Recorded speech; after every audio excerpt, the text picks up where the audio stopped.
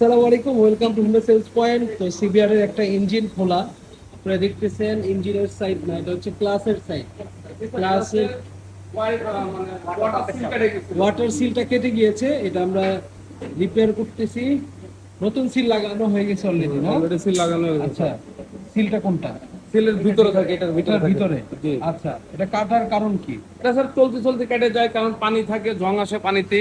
অনেক সময় আমরা পানি ঠিক মতো ইউজ চেঞ্জ করি না, যার কারণে ভিতরে শেপে জং এসে যায়। সময় মতো পানি চেঞ্জ না করার জন্য, এটা সময় মতো পানি চেঞ্জ সময় না মতো করলে পানি change এটাতে করতে হবে। জং ধরে যায়, মানে পানিটা ওখানে জাম হয়ে যায়, জং ধরে যায়, যার কারণে সিলটা কেটে যায় বারবার। কয়দিন পর পর এটা চেঞ্জ করতে হবে? এটা হচ্ছে আপনার, আমরা বলি 5 থেকে 6 হাজার কিলোমিটার পর পর মানে কুলেন্ট পানিটা চেঞ্জ করে নিতে। কুলার প্যান্ট চেঞ্জ করলে আর প্রবলেম হয় না, ঠিক আছে।